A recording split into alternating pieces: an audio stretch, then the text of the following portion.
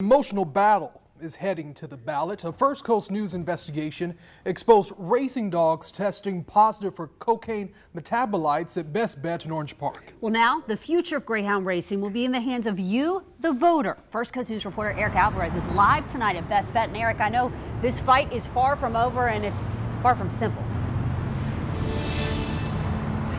That's right, guys. Now, First Coast News has been trying for months to get a representative from Best Bet to answer questions on camera. Those efforts have been unsuccessful so far, and today was no different. But the future of dog racing in the state of Florida is no longer going to be in the hands of those who operate the tracks. It's also not in the hands of the news media. Instead, it's going to be in the hands of the voters who are going to decide in November if greyhounds here on the First Coast are racing dogs or pets.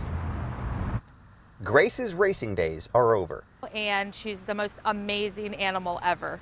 The 5-year-old retired greyhound takes life at a slower pace now, with her rescue mom Heather Adams, who says Grace is one of the lucky ones. It's not a life for a dog. They spend a lot of time in a kennel. Adams plans to vote in favor of banning dog racing in November. Well, I'm really excited that the bill is actually going to be on the November ballot so that the people can decide whether greyhound racing should be legal or not. The dog racing ban is one of 8 constitutional revisions voters will see on the ballot this fall.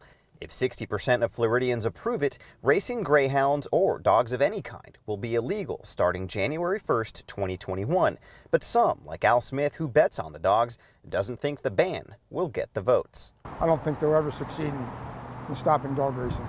Senator Tom Lee of Brandon is behind the proposal, which says the humane treatment of animals is a fundamental value of the people of the state of Florida. It comes on the heels of the First Coast News investigation that shed light on the cocaine metabolites found in racing dog systems at Best Bet in Orange Park. Smith and Adams find themselves on opposite sides of the ban, but they do agree on one thing. I believe they want it banned due to the doping of the dogs. I think First Coast News brought it to light for the community at large, for sure.